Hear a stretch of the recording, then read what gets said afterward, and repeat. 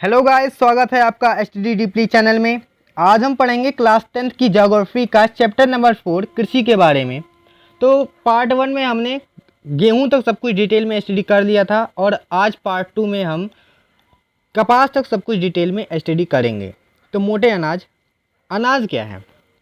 तो पौधों से प्राप्त होने वाले सूखे बीजों को अनाज कहते हैं। जैसे देखो, गेहूँ हो गया, धान हो गया, ये पौधों से प्राप्त होने वाले सूखे बीज ही हैं। अगर हम इन्हें बोना चाहें तो उसको उमस में रख के थोड़ा हम बो सकते हैं, जड़ इसमें निकल आती है। इससे प्रूव होता है कि ये लोग एक प्रकार के बीज हैं। अब देखो, ज्वार, बाजरा और रागी भारत में उगाए जाने वाले मुख्य मोटे अनाज हैं। तो मोटे अनाज क्यों? क्योंकि ये भाई थोड़े मोटे होते हैं ये अनाज, इसलिए इन्हें मोटे अनाज कहते हैं। तो ये क्या है? मुख्य मोटे अनाज है। यद्यपि इन्हें मोटा अनाज कहा जाता है, परंतु इनमें पोषक तत्वों की मात्रा अत्यधिक होती है। इसमें पोषक तत्व अत्यधिक पाए जाते हैं। उदाहरणतया रागी में प्रचुर मात्रा में लोहा मिलता है, जो हमारी हीमोग्लोबिन के लिए बहुत ज़रूरी है। कैल्शियम, सूक्ष्म पोषक तत्व और भूसी मिलती है। भूसी भाई जानवरों के लिए चारा मिलता है। क्षेत्रफल और उत्पादन की दृष्टि से ज्वार देश की तीसरी महत्वपूर्ण फसल है, खगान फसल है। मतलब क्षेत्रफल और उत्पादन की दृष्टि से ज़्यादा उत्पादन भी होता है और ज़्यादा क्षेत्रफल में उगाया भी जाता है। तो ये तीसरी महत्वपूर्ण खगान यानी खाने योग्य फसल है। यह फसल वर्षा पर निर्भर करती है, ये मेन वर्षा पर ही निर्भर करती है। अधिक आर्द्र क्षेत्रों में उगाए जाने के कारण इसके लिए सिंचाई की आवश्यकता नहीं होती। देखो, ये मुख्यतः कहाँ उगाई जाती है? आर्द्र क्षेत्र, जहाँ पे पानी वानी थोड़ा ज़्यादा हो, इसलिए इसे सिंचाई की आवश्यकता नहीं होती। तो आर्द्र क्षेत्र जहाँ है वहाँ पानी की सिंचाई क्या करनी पड़ेगी? जब वहाँ पहले से आर्द्र है, पहले से पानी वानी नॉर्मल नमी बनी हुई है ज़मीन में, तो सिंचाई की आवश्यकता नहीं होती। इसके प्रमुख उत्पाद राज्य कहाँ, ज़्यादा उत्पादक राज्य कौन से हैं? महाराष्ट्र, कर्नाटक, आंध्र प्रदेश और मध्य प्रदेश हैं। बाजरा, अभी हम पढ़ेंगे बाजरा के बारे में। यह बलुआ और उथली काली मिट्टी पर उगाया जाता है। बलुआ जो थोड़ी बलुई होती हैं, वैसे इसका उत्पादन सबसे ज़्यादा राजस्थान में होता है, क्योंकि ज़्यादातर बालू वहीं पाया जाता है, रेत वेत वहीं पाया जाता है। तो राजस्थान, उत्तर प्रदेश, गुजरात और हरियाणा इसके प्रमुख उत्पादक राज्य हैं। तो गुजरात, हरियाणा, महाराष्ट्र, इन सब में क्या काली मिट्टी पाई जाती है, इसलिए ये प्रमुख राज्य हो गए। एंड राजस्थान में तो बलुई मिट्टी होती है, इसलिए वहाँ पे ज़्यादा उत्पादन होता है। रागी शुष्क प्रदेशों की फसल है। शुष्क यानी थोड़े ठंडे, जहाँ ज़्यादा पानी, ज़्यादा वाटर नहीं चाहिए, इसको पानी नहीं चाहिए, जहाँ नमी कम हो, तो शुष्क प्रदेशों की फसल है। और लाल, काली, बलुआ, दोमट और उथली काली मिट्टी में अच्छी तरह उगाई जाती है। लाल मिट्टी, काली मिट्टी, इन सब में अच्छी तरह उगाई जा सकती है। रागी के प्रमुख उत्पादक राज्य कर्नाटक, हिमाचल प्रदेश, उत्तराखंड, सिक्किम, झारखंड और अरुणाचल प्रदेश हैं। वैसे सबसे ज़्यादा कर्नाटक है, उत्पादन सबसे ज़्यादा रागी का कर्नाटक में ही होता है। मक्का, तो यह एक ऐसी फसल है जो खगान व चारा दोनों रूप में प्रयोग की जाती है। देखो, इसको खाने योग्य भी उपयोग करते हैं और जानवरों के लिए चारे के रूप में भी उपयोग करते हैं। यह एक खरीफ फसल है। खरीफ फसल बताए थे, जब जो बरसात मानसून के आगमन के साथ बोई जाती है। इसमें पानी की ज़्यादा आवश्यकता होती है। ये है बाजरा, आप लोग देख, क्या है? बाजरा ही तो है। तो अभी आगे देखते हैं। ये मैप है, इसमें इस साइड में अगर दिया गया है, इस साइड में दिखा रहे हैं। ये क्या है? इधर होता है ज़्यादातर उत्पादन गेहूं का। ये इधर इस क्षेत्र में जहाँ हम टिक कर रहे हैं, वहाँ पे गेहूं का उत्पादन होता है। इधर उत्तरी भाग में, भारत के उत्तरी भाग में गेहूं का उत्पादन ज़्यादा होता है, ये यहाँ पे। तो ये आप समझ लीजिए, रोज मैप देखिए एंड ये समझ में आ जाएगा। अभी हम पढ़ रहे थे किसके बारे में? मक्का। तो मक्का को उगाने के लिए 21 डिग्री सेल्सियस से 27 डिग्री सेल्सियस तापमान पुरानी जलोढ़ मृदा में अच्छी प्रकार उगाया जाता है। देखो, तापमान 21 डिग्री सेल्सियस से लेकर के 27 डिग्री सेल्सियस तक होना चाहिए। एंड ये पुरानी जलोढ़ मृदा में अच्छी तरह उगाए जाते हैं। पुरानी जलोढ़ मृदा क्या है? देखो, पुरानी जलोढ़ मृदा को कहते हैं बांगर मृदा। एंड ये बांगर मृदा में नमी की धारण क्षमता थोड़ी कम होती है, ये थोड़ी बलुई होती हैं, इसीलिए यहाँ पे पुरानी जलोढ़ मृदा में अच्छे प्रकार उगाया जाता है। बिहार जैसे कुछ राज्यों में मक्का रबी की ऋतु में भी अच्छी तरह उगाई जाती है। देखो वैसे तो हम स्टडी किए कि भाई मक्का खरीफ फसल है, लेकिन बिहार जैसे राज्यों में ये रबी की फसल में भी उगाई जाती है, यानी ठंडी में भी उगाई जाती है। आधुनिक प्रौद्योगिकी निवेशों जैसे उच्च पैदावार देने वाले बीजों, उर्वरकों और सिंचाई के उपयोग से मक्का का उत्पादन बढ़ा है। भाई आधुनिक टेक्नोलॉजी आई, उसमें हम लोग निवेश किए। कैसे निवेश किए? हम लोग निवेश किए उच्च पैदावार वाले बीजों में रुपए लगाए, खरीदे, उर्वरकों का उपयोग किए, सिंचाई के तकनीकों का उपयोग किए। तब इससे क्या हुआ? मक्के का उत्पादन बढ़ गया। कर्नाटक, मध्य प्रदेश, उत्तर प्रदेश, बिहार, आंध्र प्रदेश, तेलंगाना मक्का के प्रमुख उत्पादक राज्य हैं। अब पढ़ेंगे दालों के बारे में। दालें। भारत विश्व में दालों का सबसे बड़ा उत्पादक तथा उपभोक्ता वाला देश है। देखो दालों का उत्पादन सबसे ज़्यादा विश्व में भारत में ही होता है, एंड सबसे ज़्यादा उपभोग भी भारत में ही होता है। भारत में लगभग लोग दालें मतलब खाते हैं। और दालें क्या होती हैं? प्रोटीन की मुख्य स्रोत हैं। बहुत सारा प्रोटीन दाल में पाया जाता है। शाकाहारी खाने में दालें सबसे अधिक प्रोटीनदायक होती हैं। देखो बताए थे, शाकाहारी लोगों के लिए जो सबसे ज़्यादा प्रोटीन देती हैं वो हैं दालें। तुर यानी अरहर, उड़द, मूंग, मसूर, मटर और चना भारत की मुख्य दलहनी फसलें हैं, यानी दाल वाली फसलें हैं। क्या आप बता सकते हैं कुछ इनमें से कौन दालें खरीफ में है और कौन रबी दालें हैं? तो इसमें से लास्ट में मसूर, मटर, चना ये सब हैं रबी, एंड तुर, उड़द, मूंग खरीफ है। दालों को कम नमी की आवश्यकता होती है। देखो दालों को मुख्यतः कम नमी, ज़्यादा पानी की ज़रूरत नहीं होती, और इन्हें शुष्क परिस्थितियों में भी उगाया जा सकता है। इन्हें ठंडे परिस्थिति हो, ठंडा मौसम हो, तभी इन्हें उगाया जा सकता है। फलीदार फसलें होने के नाते अरहर को छोड़कर अन्य सभी दालें वायु से नाइट्रोजन लेकर भूमि की उर्वरकता बढ़ा देती हैं। देखो केवल अरहर ऐसा है जो भूमि में उर्वरकता नहीं बढ़ाता, बाकी सब क्या करती हैं? भूमि में उर्वरकता बढ़ा देती हैं। कैसे बढ़ा देती हैं? तो देखो ये क्या करती हैं, दालों की फसल जो होती हैं ये वायु से नाइट्रोजन कहाँ से प्राप्त करते हैं? देखो दालों की जो फसल है उसके पास ऐसे जीवाणु पाए जाते हैं जो वायु से क्या करती हैं? नाइट्रोजन ले करके उसको संश्लेषित करती हैं। संश्लेषित करके वो लोग मृदा में नाइट्रेट के रूप में उसको छोड़ देती हैं, एंड उसे ये यूज़ कर लेते हैं ये फसल। तो मृदा में नाइट्रेट होना बहुत ज़रूरी चीज़ है, इससे उर्वरकता बढ़ जाती है। अतः इस फसल को आमतौर पर फसलों के आवर्तन में बोया जाता है। फसलों के आवर्तन में मतलब देखो आवर्तन में ये हुआ कि एक निश्चित समय के बाद दोबारा इसे बो दिया जाता है। जैसे एक फसल बोए फिर दोबारा फिर ये बो देंगे दाल, ताकि भाई उर्वरकता बढ़ जाए, इसीलिए बो देते हैं। भारत के मध्य प्रदेश, राजस्थान, महाराष्ट्र, उत्तर प्रदेश और कर्नाटक दाल के प्रमुख उत्पादक राज्य हैं। तो खाद्य के अलावा अन्य अखाद्य फसलें, देखो अभी तक हमने जो भी पढ़ा उसे हम खाद्य यानी खाते थे, एंड अन्य खाद्य फसलें अलावा अन्य खाद्य फसलें, ये भी खाद्य फसलें हैं, लेकिन ये डायरेक्ट यूज़ नहीं कर पाओगे। आपकी गन्ना ऐसे लिए डायरेक्ट खा लिए एकदम, इससे भाई बनाया जाता है गुड़, खंडसारी, इन सब के बनाने में यूज होता है, अभी पढ़ेंगे। तो गन्ने के बारे में भी हम स्टडी करेंगे। तो गन्ना एक उष्ण और उपोष्ण कटिबंधीय फसल है। उष्ण और उपोष्ण कटिबंधीय का मतलब ये हुआ कि जहाँ सूर्य की किरणें पड़ती रहें, सीधे पड़ती रहें, वहाँ पे थोड़ी बहुत गर्मी होती है। तो यह 21 डिग्री सेल्सियस से 27 डिग्री सेल्सियस तापमान, देखो तापमान इसके लिए क्या होना चाहिए? 21 डिग्री सेल्सियस से 27 डिग्री सेल्सियस गर्मी होनी चाहिए, और 75 से 100 सेंटीमीटर वार्षिक वर्षा वाली उष्ण और आर्द्र जलवायु में उगाई जाती है। जहाँ उष्ण हो, गर्म जलवायु हो, और आर्द्र हो, जहाँ पे भाई थोड़ा बहुत नमी भी बनी रहे। कम वर्षा वाले प्रदेशों में सिंचाई की आवश्यकता होती है, और जहाँ कम वर्षा होती है वहाँ पे भाई कहाँ से पानी पहुँचेगा? सिंचाई करके ही तो पहुँचेगा। तो कम वर्षा वाले क्षेत्रों में सिंचाई की आवश्यकता होती है। इसे अनेक मिट्टियों में उगाया जा सकता है। देखो अनेक प्रकार की, काली मिट्टी में, जलोढ़ मृदा में मुख्यतः इसे वैसे उगाया जाता है। इसे अनेक मिट्टियों में उगाया जा सकता है। इसे इसके लिए बुआई से लेकर के कटाई तक काफ़ी शारीरिक श्रम की आवश्यकता होती है, मेहनत तो बहुत लगती है वैसे इसमें। ब्राज़ील के बाद भारत गन्ने का दूसरा सबसे बड़ा उत्पादक देश है। नंबर 1 पे गन्ने का उत्पादन होता है ब्राज़ील। ब्राज़ील में सबसे ज़्यादा उत्पादन होता है गन्ने का, और उसके बाद दूसरा स्थान आता है भारत का।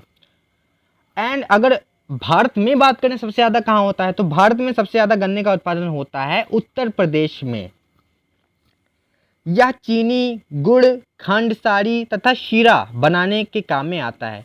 अब जो भी मीठा चीज़ खा रहे हैं वो कहाँ से प्राप्त हुआ है? गन्ने से। एक प्रकार से चीनी यूज हुआ उसमें, गन्ने, और चीनी कहाँ से बनी? गन्ने से बनी। तो चीनी, गुड़, खंड, सारी शीरा बनाने में काम में आता है। उत्तर प्रदेश, महाराष्ट्र, कर्नाटक, तमिलनाडु, आंध्र प्रदेश, तेलंगाना, बिहार, पंजाब और हरियाणा गन्ना के मुख्य उत्पादक राज्य हैं। तो ये सब भाई गन्ना के मुख्य उत्पादक राज्य हैं। तिलहन, 2015 में भारत विश्व में चीन के बाद दूसरा सबसे बड़ा उत्पादक देश था। अगर तिलहन की बात करें तो दूसरा, इसमें भी दूसरा ही स्थान है भारत का। ज़्यादातर फसलें देखोगे तो उसमें भाई भारत का केवल दूसरा ही स्थान आता है। सन 2015 में तोरिया के उत्पादन में भारत का विश्व में कनाडा और चीन के बाद तीसरा स्थान था। वैसे तोरिया क्या है? तो तोरिया सरसों को कहते हैं, सरसों को लाही। तो तोरिया के उत्पादन में तीसरे स्थान पर आता है विश्व और कनाडा के बाद, चीन और कनाडा के बाद। देश के कुल बोए गए क्षेत्र में 12% भाग पर कई तिलहन की फसलें उगाई जाती हैं। अगर हम कुल बोए गए 12% भाग पर तिलहन की फसलें उगाई जाती हैं, देश के 12% भाग पर तिलहन वैसे तेल, जिससे तेल की प्राप्ति होती है जिन फसलों से, उसे तिलहन कहते हैं। मूंगफली, देखो सबसे ज़्यादा उत्पादन क्या होता है, कौन सी तिलहन का होता है, कौन सी तिलहन फसल? तो वो है मूंगफली। आधा तो यही हो जाता है, यानी 6%। भारत में 6%, कुल अगर 12% होता है तेलीय पदार्थ का, तो सबसे 6% तो मूंगफली से ही होता है। सरसों, नारियल तेल, सोयाबीन, अरंडी, बिनौरा, अलसी और सूरजमुखी भारत में उगाई जाने वाली मुख्य तिलहन फसलें हैं। इनमें से अधिकतर खाद्य हैं, अधिकतर खाने योग्य हैं और खाना बनाने के प्रयोग में ली जाते हैं। जो हम रिफाइंड ऑयल यूज़ करते हैं, सरसों का तेल यूज़ करते हैं, सूरजमुखी का तेल, वो सब खाने योग्य हैं। तो कुछ ऐसी भी हैं जो खाने योग्य नहीं है, जैसे हम कुछ तेलों को यूज़ करते हैं मालिश करने में, जब दर्द होता है तो हम लगाते हैं, खाते नहीं उसको। तो इसीलिए कुछ ना खाने वाले भी होती हैं। पर इनमें से कुछ तेल के बीजों, साबुन, प्रसाधन, श्रृंगार का सामान उबटन उद्योग में कच्चे माल के रूप में प्रयोग की जाती हैं। तो उबटन उद्योग, देखो साबुन और ये जो हम लोग क्रीम पाउडर लगाते हैं, क्रीम लगाते हैं, उसमें भाई ऑयल होता है कहीं ना कहीं, तो उसमें भी यूज होता है ना तेल का। मूंगफली खरीफ की फसल है। मूंगफली क्या है? खरीफ यानी कि बरसात के साथ बोई जाती है एंड इसमें पानी की ज़रूरत होती है। मूंगफली वैसे काली मिट्टी में उगाई जाती है। काली मिट्टी कहाँ पाया जाता है? काली मिट्टी तो महाराष्ट्र, गुजरात में पाई जाती है। सबसे ज़्यादा मूंगफली का उत्पादन वैसे तो गुजरात में होता है तथा देश में मुख्य तिलहन फसलों के कुल उत्पादन का आधा भाग इसी फसल से। ये मूंगफली का कहाँ गए मूंगफली वाले? पता नहीं कहाँ गया। हाँ, ये मूंगफली ये देखिए आप, मूंगफली है, क्लियर नहीं आ रही वैसे। हाँ, तो प्राप्त होता है। देखो जो उत्पादन, कुल अगर उत्पादन जितना हुआ था, हम बताए तिलहन फसल कुल उत्पादन 12% भारत में होता है। 12% का आधा 6% किसका होता है उत्पादन? मूंगफली का। गुजरात, राजस्थान, तमिलनाडु और महाराष्ट्र मूंगफली के मुख्य उत्पादक राज्य हैं। यहाँ पर काली मिट्टी पाई जाती है, इसीलिए ये प्रमुख उत्पादक राज्य हैं। अलसी और सरसों रबी की फसलें हैं। अलसी और सरसों क्या हैं? रबी की फसलें हैं। तिल उत्तरी भाग में खरीफ की फसल है। वहीं तिल देखो उत्तरी की भाग में क्या है? खरीफ की फसल है और दक्षिणी भाग में रबी की फसल है। तो तिल रबी और खरीफ दोनों फसल है। ये डिपेंड करता है कि किस भाग में बोई जाती है। अरंडी खरीफ और रबी दोनों ही फसल ऋतुओं में बोया जाता है और ये अरंडी जो है ये खरीफ और रबी दोनों ही फसलों में बोई जा सकती है। रबी फसल भी है, खरीफ फसल भी है। चाय, तो चाय की खेती रोपड़ कृषि का उदाहरण है। रोपड़ कृषि यानी ये एक प्रकार की वाणिज्यिक खेती है। हम लोग क्या करते हैं, लंबे चौड़े क्षेत्र में एक ही प्रकार की फसल को बो देते हैं। जैसे चाय जब बोते हैं तो पहाड़ी इलाकों में बोते हैं, सीढ़ीदार कृषि करके लंबे चौड़े क्षेत्र में बोते हैं, इसीलिए इसे रोपड़ कृषि कहा गया। यह एक महत्वपूर्ण पेय पदार्थ की फसल है। महत्वपूर्ण पेय पदार्थ यानी पीने योग्य पदार्थ, पेय पदार्थ की फसल है, जिसे शुरुआत में अंग्रेज भारत लाए थे। शुरुआत में भारत में कौन लाया था? अंग्रेज ही तो लाए थे। आज अधिकतर चाय बागानों के मालिक भारतीय हैं।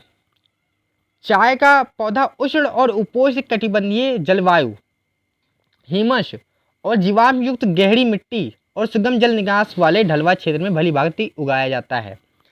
तो इसको क्या देखो क्या होनी चाहिए? नमी ज़्यादा हो, इसमें नमी बहुत ज़्यादा चाहिए, और जहाँ पर सूर्य की किरणें पड़ती रहें, वही गन्ने वाला हाल है इसका। सूर्य की किरणें पड़ती रहें, थोड़ी गर्म मौसम हो, एंड यहाँ पर इसकी जड़ों के पास पानी टिकना नहीं चाहिए। पानी रहे लेकिन वो टिके ना, बह जाए, इसीलिए इसे सीढ़ीदार कृषि के द्वारा उगाया जाता है। पहाड़ी इलाकों में पानी जब बारिश होती है तो ढाल के साथ नीचे बह जाते हैं, इसीलिए वही लिखा है कि सुगम जल निकास वाले क्षेत्रों में उगाई जाती है।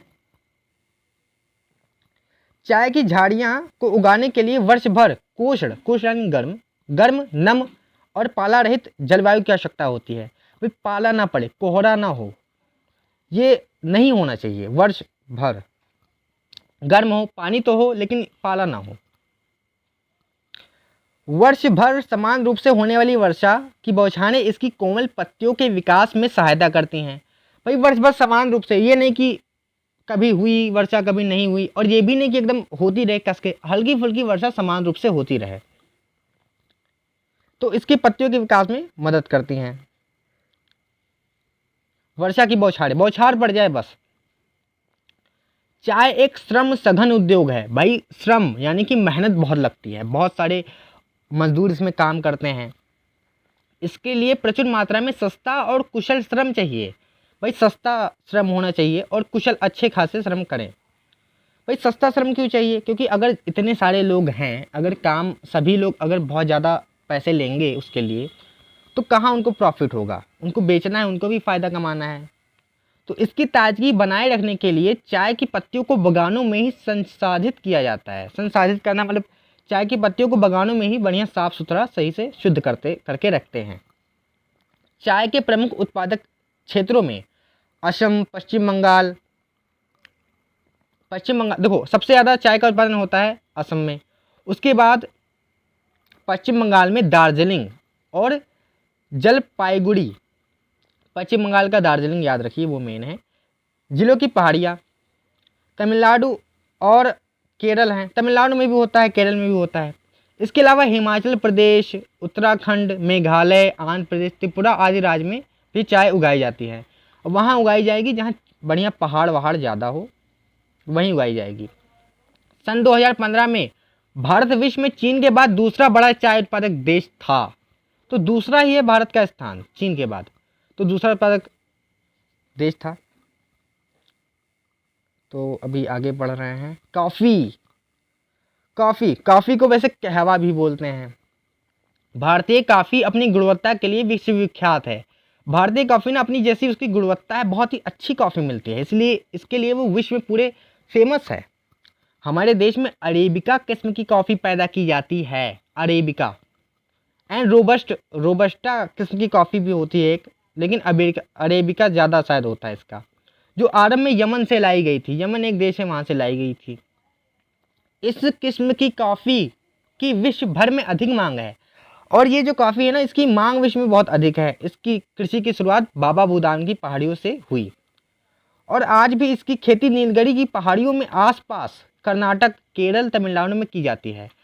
तो भाई सबसे ज़्यादा उत्पादन कर्नाटक में होता है। का से कर्नाटक, सबसे ज़्यादा उत्पादन कर्नाटक में होता है, फिर केरल में होता है, फिर तमिलनाडु में होता है।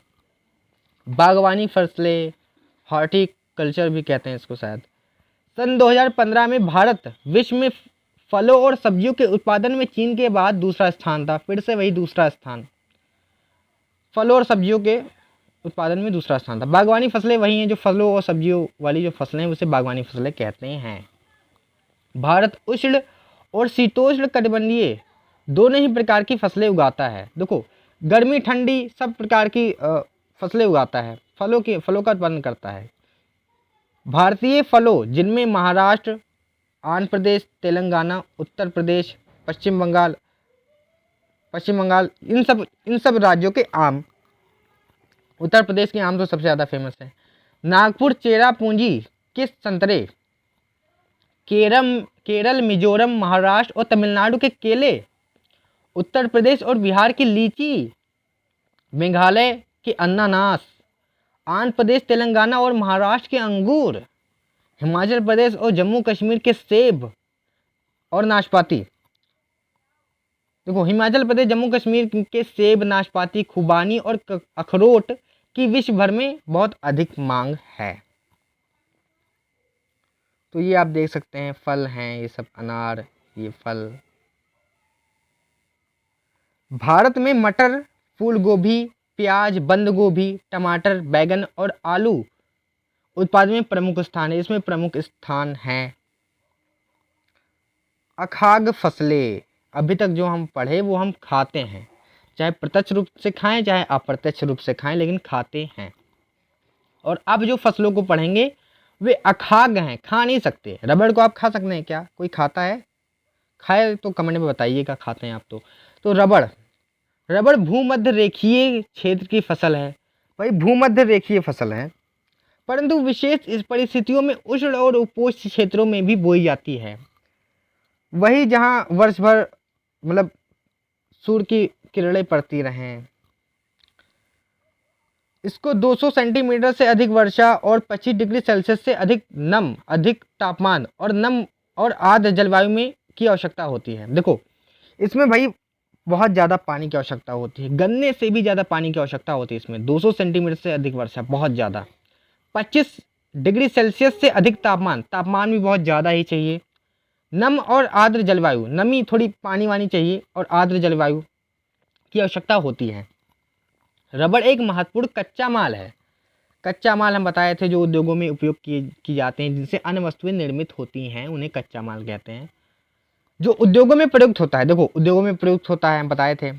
इसे प्रमुख रूप से केरल, तमिलनाडु, कर्नाटक, अंडमान निकोबार द्वीप समूह और मेघालय में गारो पहाड़ियों में उगाया जाता है।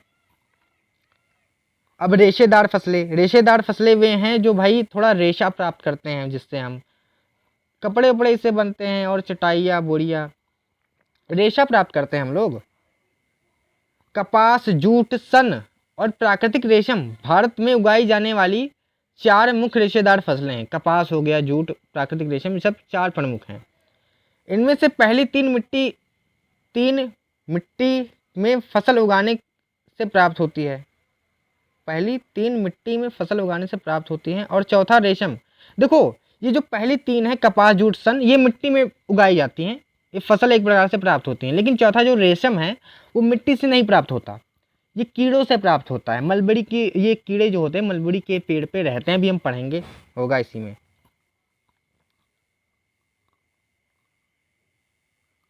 हाँ, इनकी पहली 3 मिट्टी से और चौथी रेशम के कीड़े। देखो, चौथा जो है रेशम, प्राकृतिक रेशम, ये रेशम के कीड़े के कोकुन से प्राप्त होता है। रेशम का कीड़ा होता है, उसे कोकुन से प्राप्त होता है। रेशम के कीड़े मलबरी के पेड़ पर रहते हैं।